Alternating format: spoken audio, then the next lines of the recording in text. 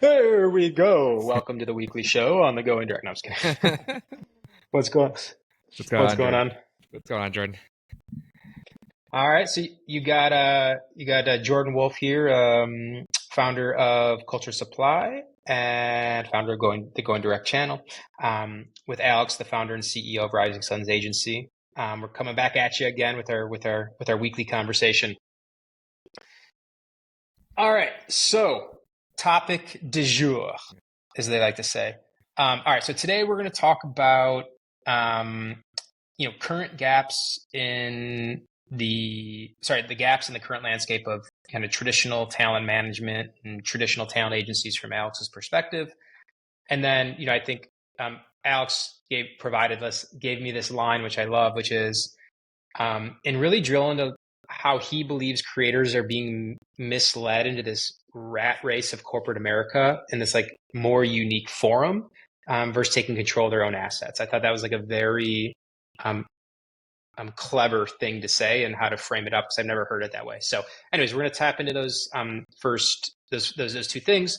Alex, first thing I want to kind of chat with you about, as we talk about gaps in the current talent representation space, which was kind of the impetus for you starting Rising Suns. If you were to boil it down into one core thing or a couple core things of why you started Rising Suns because something was missing in the space, what was that? Yeah, so I think it also starts with the anatomy of why everybody gets into this space. I got into it as a uh, agent, but a lot of people get into it for, of course, content creation.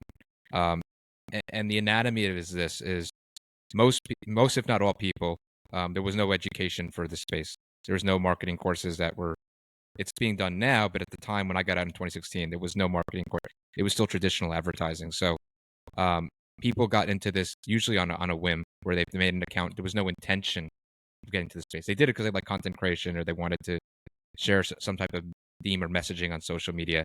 But then for a lot of other people who maybe had the intent to get into it, seeing what others did, there was an element of freedom, freedom from any of the corporate jobs that they were miserable and realized that they didn't want to be at a 9 to 5 role that either wasn't for them or was sucking the life out of them and energy out of them, and it wasn't even worth making a nice salary. Like it was just people. I think COVID opened up a lot of people to the idea of like when they got a chance to like stop running around the corporate America and breathe for a few months. Like wait a second, like I kind of like the idea of having my own independence or maybe not going to an office or doing something that's more creative, right? It would force people to be creative and not have a social life so they'd be more introspective in what they wanted to do with their lives. So in comes the creator economy as a solution for I have freedom to do what I want to do. That's first thing. The second thing here um, is that you're now responsible for your own income. So you're kind of, if you look at, I like to talk about Robert Kiyosaki's bracket, but if you look about the bracket of you're an employee, you're self-employed, business owner, or an investor, no denying that you're a business owner, however you want to, or self-employed for that matter, um, and you're no longer an employee of a corporation. However, I make that comment you said at the beginning of the video is because what we've seen in the creator economy to date is a lot of creators are taking on brand partnerships or taking on corporations and promoting their products and services, but it's kind of a similar nature to just working for them, just in a different capacity. So if it's not content creation, you can still do market research as a financial analyst. You can do logistics, supply chain stuff. You can, customers, account management support. You could think of a million roles. It's still the same thing. It's just a different skill set. So you really don't actually have freedom when you operate in that capacity, if you think about it. So if you actually want to think about it, okay, I went from working in corporate America, I became a content creator, but I'm now with a self-employed creator, but still kind of helping corporate to move to business owner.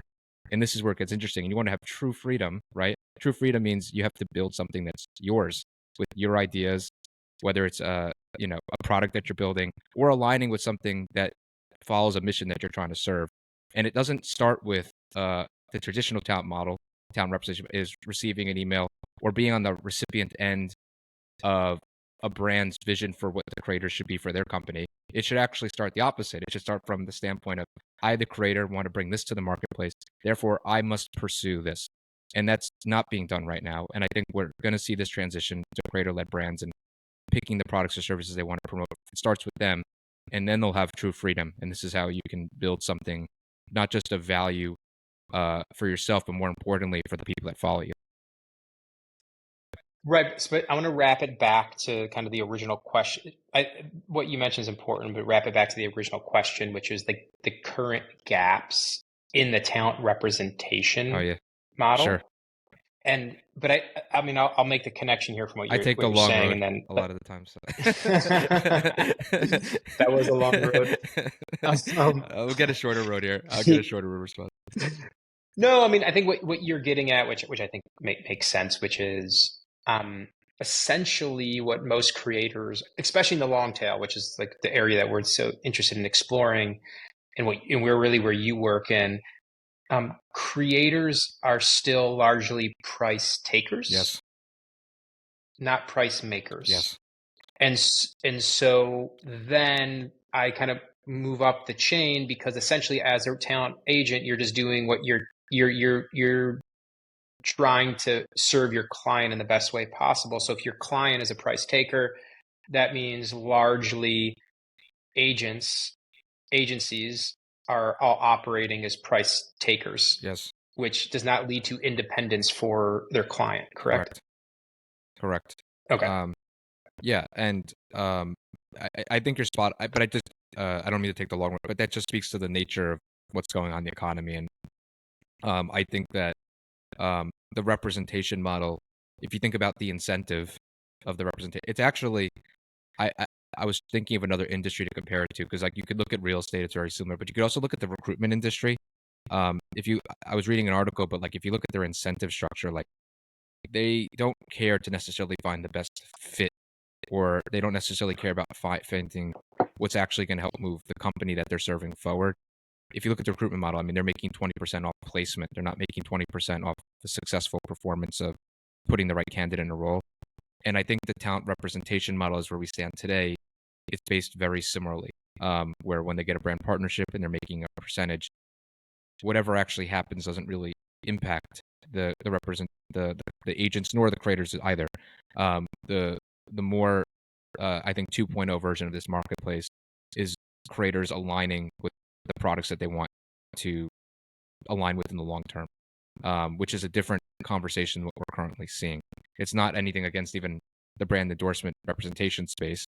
Brands know what they're signing up for. They know the risks that they're taking when they do a brand deal, but and it's going to still be a part of it. It's not going anywhere. But this, I think, elevated idea of like what the everyday conversation should be instead of just like, just pitching a random brand, into like thinking like, what's the right product or service, and how can we be a little bit more selective for our creators is a very key point of this. And I just think the recruitment industry is kind of the scapegoat comparative to make here in terms of what's been wrong in the creator economy and what we need to collectively think about doing better.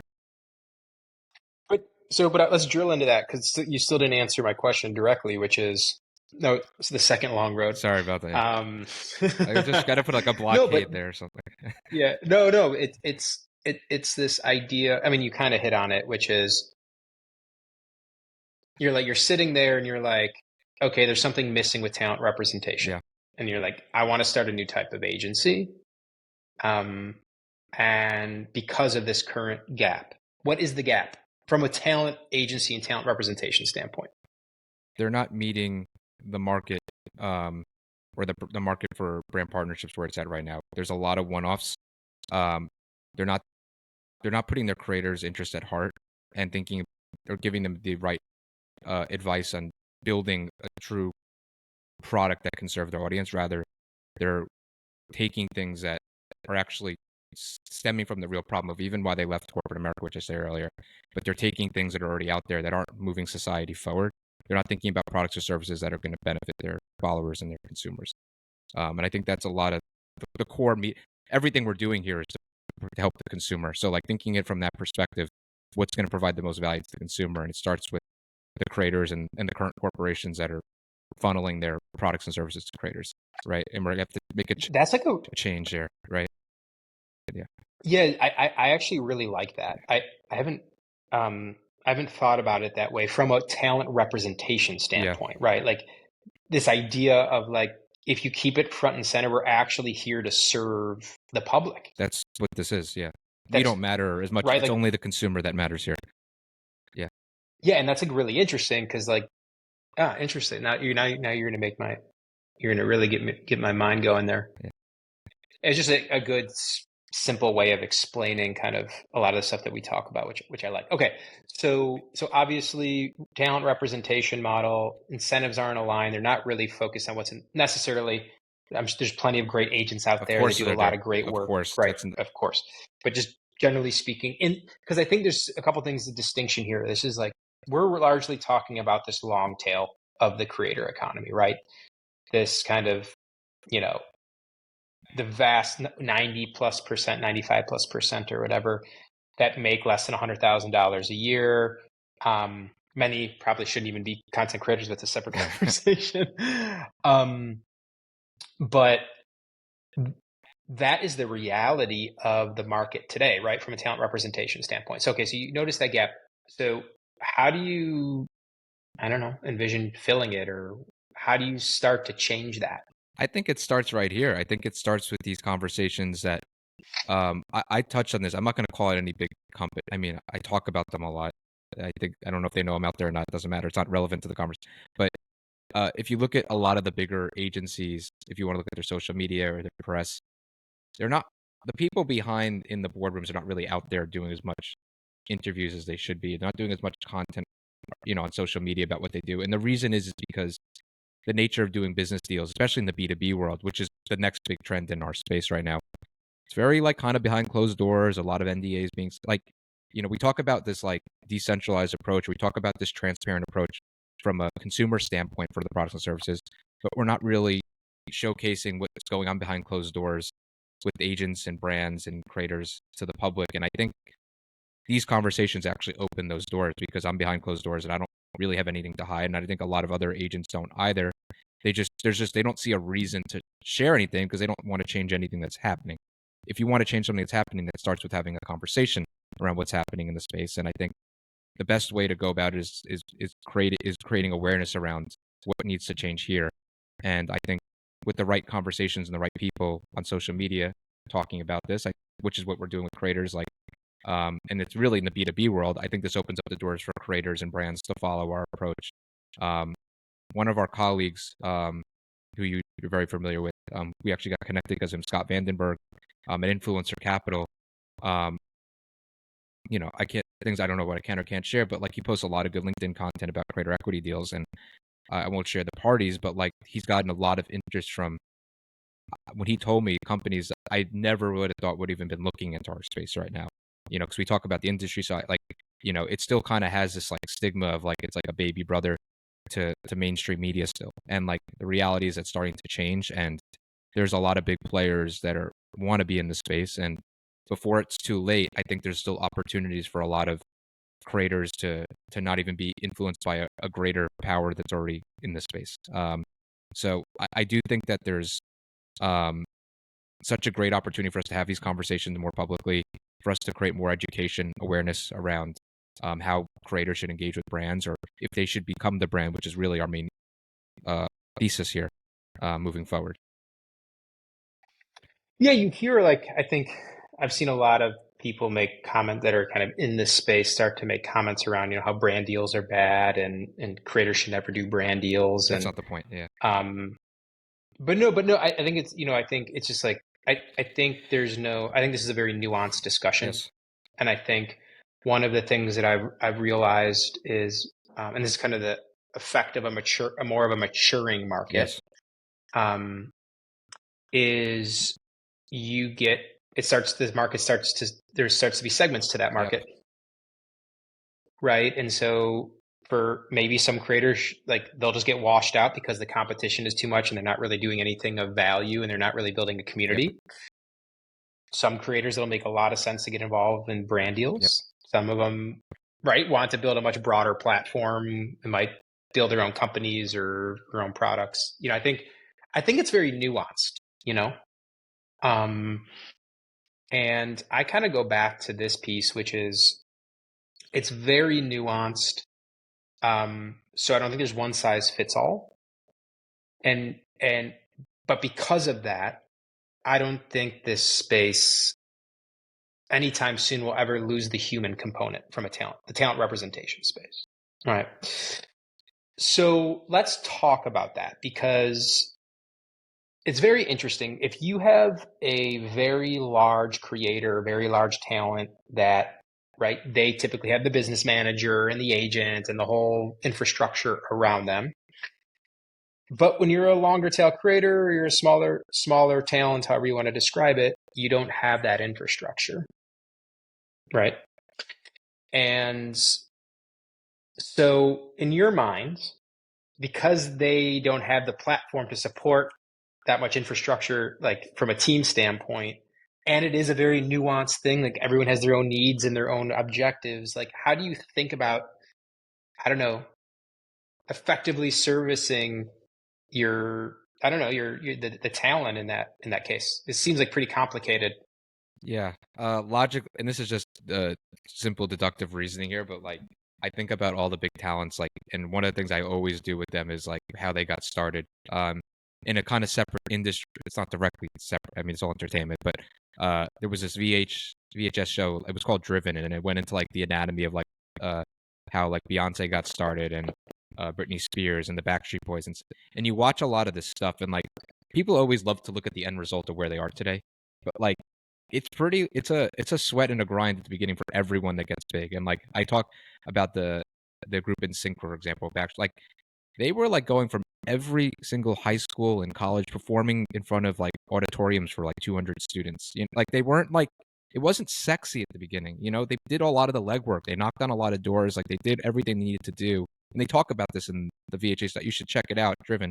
Um, but it's not much different for some of like the bigger creators in the space, and how they got big and how they had to collaborate with so many creators and how much content they actually had to make and how many iterations they had to do of content to find a niche audience. Like it's kind of similar to manufacturing a product, right? Like there's a lot of iterations. And the point I'm sharing that point because it's when you look at this big pool of these long tail creators, there's a lot of potential in there of who's going to be the ones that are going to grow and who's going to be there tomorrow. To and we're constantly looking for like which channels are growing, who's potential, and um, they don't have teams today, but they probably will need teams tomorrow. So instead of waiting for tomorrow and fighting with all the biggest shops, like why not make an investment into their careers early on, um, giving them the right guidance, the right advice, the right business mindset early, and hopefully build something with them and make the same sacrifice that they're making in the early going.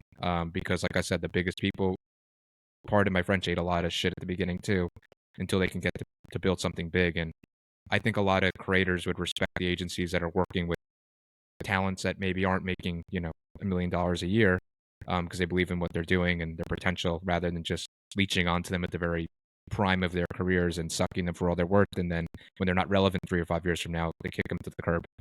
And there's a lot of good movies about this too. Like specifically, I talk about like Jerry Maguire. They hit on it right there in that 2 hour film. It's a fantastic movie, but like it's literally just about that. And the agent and the athlete at the time working together through hardships and struggles, and they get the big contract at the end. And it was so much more valuable than just signing the number one pick at the beginning of the movie, which he lost out on that famous scene. And even in the movie, Troy Aikman recognized it. And it's the same thing with large creators. Like they'll look at agencies that are sticking with creators and thick and thin. I try to build a reputation around working with a long tail creator. So do you see, like, obviously the talent like the talent representation kind of market right now, you kind of have the big three, a Yeah, couple other sure. um, kind of emerging larger agencies, I would say. They kind of obviously dominate the market for the largest talent, and we can get into that. But um, that's my kind of question to you is: do you see the future?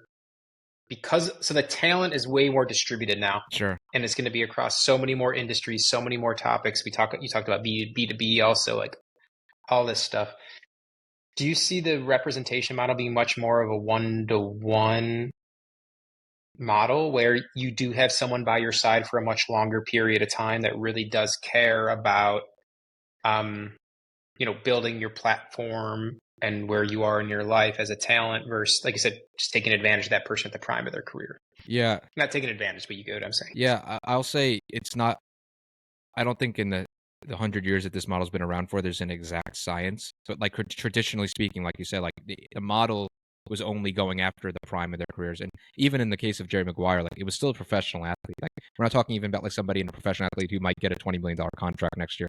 Like that sacrifice a little bit different than working with the creator, who's trying to make $100,000 a year, right? Like it's a very different beast. So when I say it's not an exact science, um, this approach requires a new model than what's traditionally been done.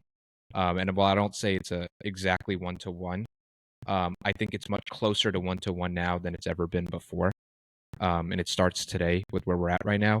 And there's consistently new emerging trends, and we're consistently trying to stay on top of them. But I sent it to you before the call, but there was a piece in the Wall Street Journal, and I'll tell you why this is relevant to the conversation right now. But it talked about like the democratization. YouTube was a democratization of the content creator or distribution, and now we have artificial intelligence is like the democratization of content creation. Like the long tail is growing is the point. There's actually more long tail creators than there have been before, and there will continue to be more content output. And I think followers and consumers, whether they can tell or not what's real, what's not real, or if they could even have any mental capacity to take in the amount of content that's being published on these social media platforms, I think that it actually makes the argument that creators are the right long tail creators going to become more valuable through that noise, and to have a niche and to have people not from an explore page, but like actually searching them to find them. And those people right now, like if you're an agent like me, like instead of taking like 10 people who are just producing content on a whim, where there's actually no real value to the supply of the content, right? Like that's not what's valuable is finding the right person in that pool who's making valuable content. And yes, closer to that one-to-one relationship, like putting a lot of time and effort, because if you can drive their career forward, do product deals, equity deals, growth strategies, PR, the whole thing, you could have something special, and it's only a matter of time. Sure. So I just thinking about that science. There's a whole formula probably here. Yeah. No, there is, but I think you're hitting on something that we discussed, which is like that's the future that I want to help build. Which is, now think about this. This is like pretty interesting. Yeah. So if you run this out where talent representation does become much more of this kind of one-to-one or one-to-few model because of the things that you're saying, what I love about that is then like the distribution of opportunities and wealth and everything associated with this space, that inherently becomes more decentralized. Yes. So it's this very interesting thing, right? Because if you kind of have this model where it's like largely controlled, like because essentially from what I've learned, a lot of the large talent representation firms, right? They're like everyone's in bed with each other. Everyone knows each other. The talent rep firms own all these other companies that are affiliated, but people don't really know whether it's like whether it's the actual production companies or TV networks or whatever. It's like this whole thing that all of it's connected. Yep. That's in your face too. It's not that much of a secret. I mean, we know some secrets. I mean, but they go on stage, like like I mean, even simply put, like Disney owns ABC. Like, are you shocked that the commercials are for Walt Disney World? Like, it's a conglomerate, entertainment conglomerate owning a network that promotes their products. It's tale as old as time. No, for sure. And but I think this is the thing that I get. But then it's like I get so excited about it. But it's like, okay, but then I'm just like so convinced that you need an entirely new infrastructure and support system to support the one-to-one model, right? Yeah. Like we both agree, like like that doesn't exist today. Yeah. It exists for large talents, right? And when you speak to people, like you speak to people about it or hear anecdotes, I just love these stories. Like some of the bigger ones, like you hear Joe Rogan talk about it a lot of time. Ryan Reynolds talks about this. These are like obviously much bigger creators, but what's interesting is like I've heard Rogan say that, he's had the same manager for his entire career. Yeah. They don't even have a contract. You know what I'm saying? Like that, that's actually the world that we want, because that I don't know anything about them or the manager, by the way, never done anything with them, but you just know that like that person inherently cares about the guy and vice versa. Yeah. They care about each other. And I think there's something really powerful with that. Sure. And I think that if you can figure out how to create that support system to enable that type of relationship that can support creators all up and down the spectrum, whatever it is they care about, right? They could care about like home improvement, or they could care about fashion, or they could care about like, I don't know, woodworking. I mean, it doesn't Yeah. matter. I think that's just like so cool, you know? Yeah. What do you I guess where do you want to see the space in five? But I guess that's a bias. But like versus like where do you think it will actually Yeah. be? Having seen everything, what you've seen to date, Yeah. like what's your vision for everything at Cultured Supply, and where things are going? And with all the and it's also Yes. too impossible to predict with technology. Like there's just every time I'm Sure. signing on the internet, there's another mind blowing article about a new. Totally. I'm like, how you can't build a business model because it has to keep changing and evolving. That's what's so difficult. Everything in our entertainment. It's just. So I was just curious. Yeah. So you're saying kind of Vision. Yeah. what do I like in my perfect world? What does it kind of look like going towards in 5 years versus what I think it'll be? Yeah, yeah, because I mean, I think we all want to Yeah. see it go certain places because of what's right, what we Sure. believe in, versus what it actually is. Um,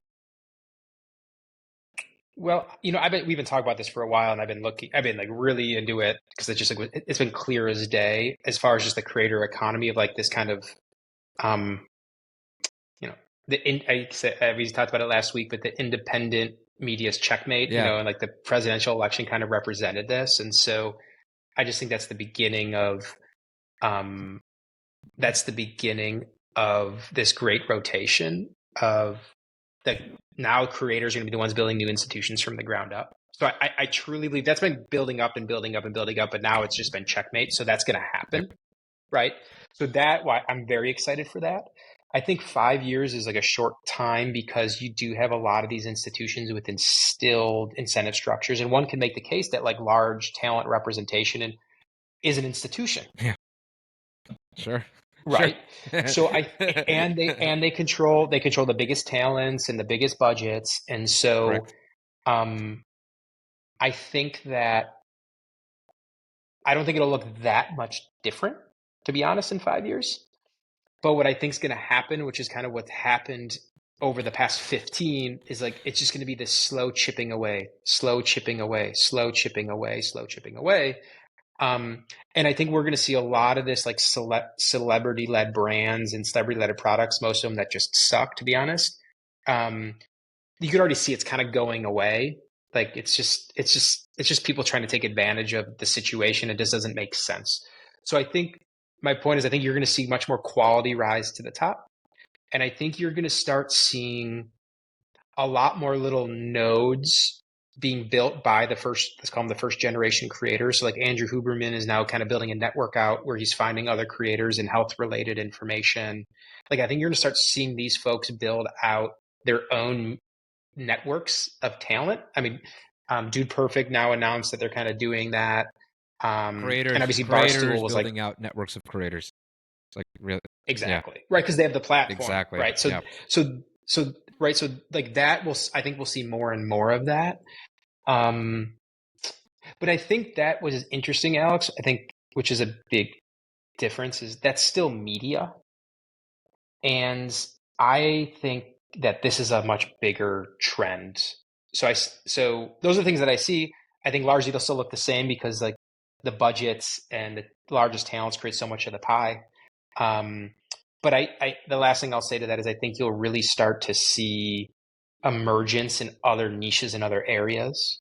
I read this recent article called what was it called? The academic culture of fraud. It was a great piece, and it was all about. I've heard bits and pieces of it, but it was all about the culture of fraud in scientific experiments in academic institutions. And this was all about Alzheimer's disease. And it was a very well-known researcher who was caught creating fraud in like doctoring graphs and all this information. And it was how kind of like large academic institutions and even experts in their space, expert The psychologists and science, scientists. 99.9%. They always have 0.01 protects them from any of that happening. Yeah. So like it's just, and then like everyone's turning in the universities, they're turning their eye the other way. I was like, oh, well, you can't really tell what actually happened in the lab. And so everyone's just kind of like turning an eye. And this just goes back to like, I think the main thing, dude, sorry, I'm going on a tangent here, but this comes down to one thing. People just want the truth. Yeah. And the best thing about the internet is it has provided the public with so much more information that no longer people can hide behind the truth. And so to your point, like you mentioned a comment before, like I'm a believer, everything just always reverts back to the mean and reverts back to the things that matter. And the number one thing that matters is people want the truth. So when you think about the opportunity around the creator economy, it is how big do you think the market is, if you want to talk about business terms, for people finding out the truth? Probably the biggest you can imagine. It's direct. Yeah. I mean, everybody has access to the general population, right? Like one can't, like before social media, before the internet, like think about what you'd have to do. Like if you wanted to get on like CNBC or something, like there's a gatekeeper, right? Like is there not, or was there not before?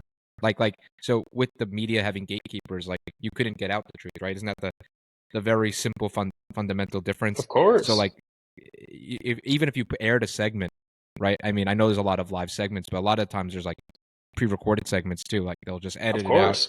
They're checking you. They'll cut it. They'll go to commercial, whatever it might be. It's a lot different.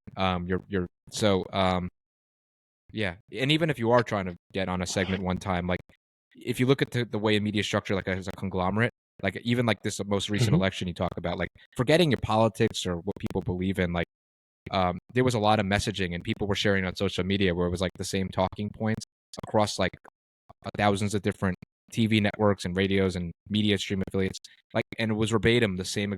People recognize that these anchors are just reading off scripts off of, it's really one person or two people or five people or fewer echoing the same messaging across everything, which is what is scary, right? In social media, every channel has its own independent operator that shares their own voice. So when you have all these independent voices echoing something one side, and then the mainstream media is echoing the same exact message for once, like it's one message that's the same on one side, but a million different messages supporting the other candidate on the other side. That's what I think happened in the Trump versus Kamala election. It was all of the people as media were echoing different things on why Trump. And in the mainstream media, it was the same talking points for Kamala. And it was almost like this thing where it's like the people are realizing, wait, we're the media.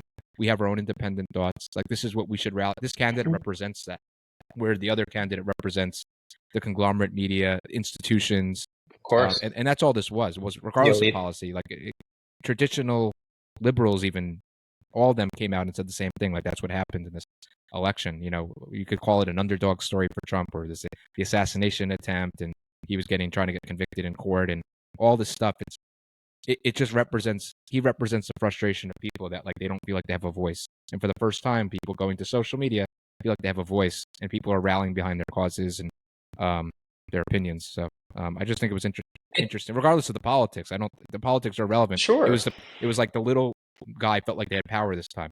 It was very common. I don't know if you remember with the Wall Street Bets thing, what happened with Robinhood, but it was a Ponzi scheme where they were just pumping up the stock, and like they literally Robinhood had to shut off the app because like it was clearly they were fixing in the short sell, and it was just the people feel like they could actually have a movement, which is different, and that's where the destruction of institutions is happening, and it starts on social and internet and the internet right now. It's like that's where we're going. That's not where we're going. That's where we are at this point. Yeah. Listen, I think what you just described, I'll wrap it back to this one piece. What you're saying is it's just because people want the truth. Yes, exactly. So they just want the truth. That's all they want. They want the truth to make the most informed decisions for them and their children, and whether in every aspect of their life. Yeah. And they want to know that their tax dollars are going to good use. Yep.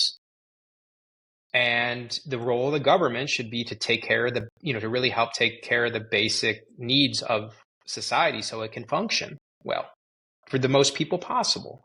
And so it's very simple to me. It's just like, this was the first, I heard this quote, this was the first real internet election. Yes. So like everyone talks about Obama in, was that 2012? Yeah. 2012, I'm getting my, is that right? Or no, 2008, sorry.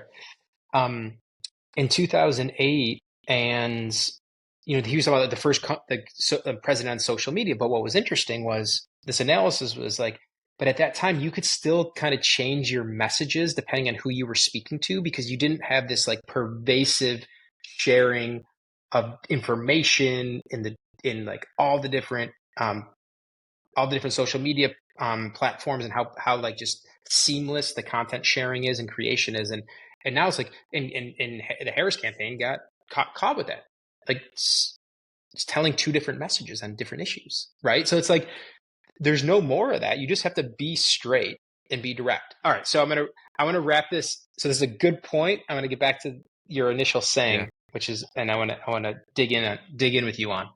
You made this comment around most creators.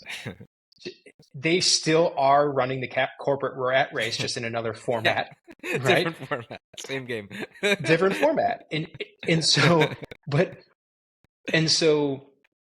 the point is going back to what you're saying about traditional media, and in hosts just reading off a teleprompter and being beholden to advertisers, but like that makes sense because they're getting paid. It's going to change. Getting paid $10-15 million a year to be a host, right? Guess who's footing the most of that bill? It's the pharma companies. Yeah.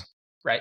So in a sense, they're not free, right? They are part of the corporate rat race, just in this indirect way. Yep. Okay. So the question to you is, how do you, as a talent agency, how do you get them out of the corporate rat race? Yeah. It's a great question. And I think what we actually have to be asking is not how do we get them out of it? Like, because I think anytime you try to take a coercive motion like you're doing it wrong, people tend to be reluctant to that. I think it's just getting them to recognize that they're in it. That's all we can do. It's like, just recognize that you're in it.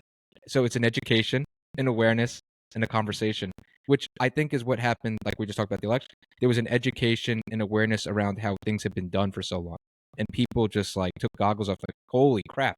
Like I see how everything was, like even the Obama campaign, like you're saying, like the reason it was Obama made it through social media, because he was the source. Like it was still coming from him, where the Trump social campaign wasn't just from Trump's account anymore. It was from everybody around him, right? Because it was so I think, like, to answer your question, like I just think it's recognizing the game. The same way in the election, how people recognized how like mainstream media could help influence elections. How do we get creators to recognize? You mean independent media influences elections? This no, did you mean traditionally it was mainstream media. Like I think probably in the case of Obama, by the way, too, like a lot of people were still tuning into mainstream media more than social. I think Obama leveraged social more than his oppositional candidate, but he didn't have a whole army on social media the way Trump did this time around. But in the case of what now the conversation is, how do we get creators to think about their social media presence a little bit differently? That's it. Make sure they think about it, because we have a lot of conversations with creators. No reason to name names, but I don't think they recognize what's happened, and that's the problem. I can't get you to leave your current situation if you don't recognize the situation you're in. If you say, "Hey, like I understand how everything works, but I think I'm going to keep doing it this way," you can't do anything about it. You made a choice. It's your choice. But just recognize what's happening. I think it starts there, and the awareness and the education, and I think over time it will click with people. And I talk to you a lot about just like creators are doing what they're doing, and even I can't really explain for like a Tucker Carlson or any other big TV anchor who's making $10 million a year why they don't realize I have the freedom to go do my own thing and say what I want to say. Like I can't. I'm not in that world of those people. I've always said, like, I know what's his face, Scott Galloway, talks about, like, once you make your first few million, like there's really no increased level of happiness after that. So like I don't understand why there isn't that feeling of freedom once you hit a certain revenue or net worth threshold. But I can at least speak to the creators are operating the way they're operating just because they don't know any other way to pay their basic living costs right now.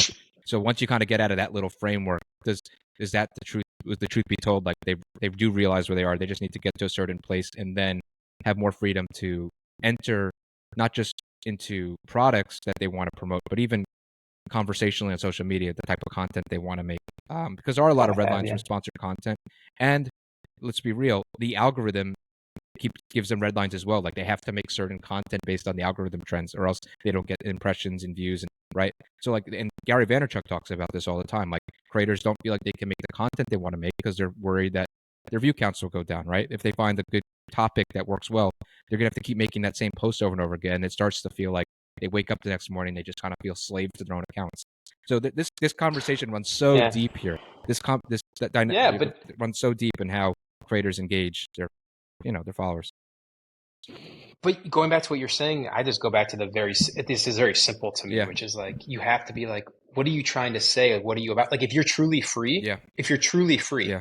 right? You're just like, you shouldn't care. Yes, correct.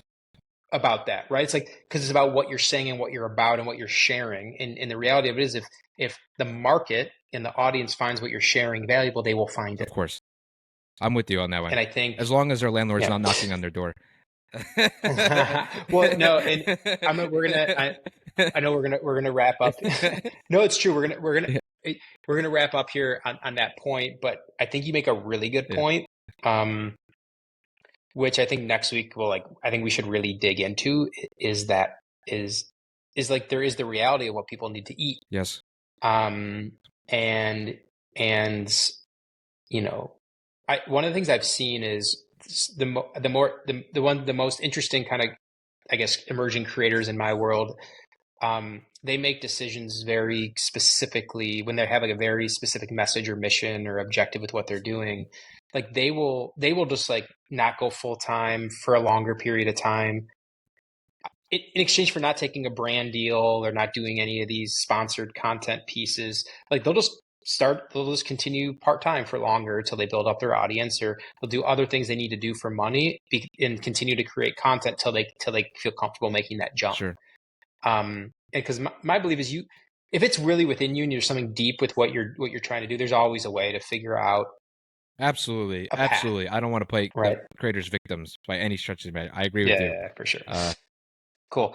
All right, cool. So, and I want to end this sesh with something I think it'll be fun doing each week, and you can do it, or we'll both start doing it next week. Because I didn't prompt you on this. I just came up with this impromptu because I was inspired by it, partly because I was listening to the interview earlier today, and then some of the stuff we were talking about made me think about it.